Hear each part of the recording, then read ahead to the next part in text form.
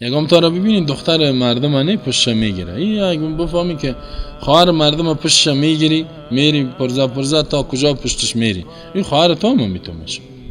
و ما دیدیم که کسی پشت خواهر مردم رفته امیال مردم پشت خواهرش میگرده، این خبر نیست.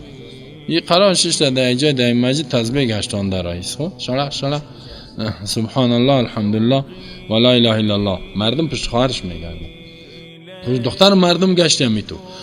کسایی را دیدیم که زن مردم از زنا کرده، خودش خانم داره ولی دیگرها زنش میتو کرده یا دخترش گریخته. این تو کارا سرش شده. یک کسی ازدواج کرد اما خانم میره که گرفت و دختر نبود. خب وقت کسی که از کدام معامله را انجام داده بازی خدا میزته میتو که وی تو وی. ما گفتم میره جن گرفته چی؟ مدام شروع کردم اعوذ بالله من الشیطان جنی است چه؟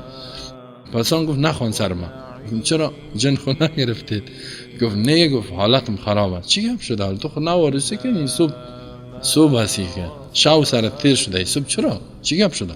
آدم داروسی خوشحال می باشه تو به دیوانگی خود زده رایستی. گفت ما خود سر فامیل کسی خیانت نکردیم، چرا این گپ شده؟ او ما فهمیدم که کدام گپ شده سر. با سر از او تحقیق کردم که چی کرده. گفت این دخترای مردم خراب کردم. حالا منکر است و فامیلش الله تو یک زنی را نصیبش کرد که از قبل خراب، بعد خراب بود که بعد از اون کارم میکرد.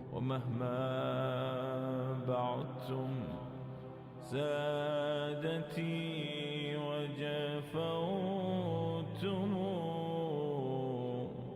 فقال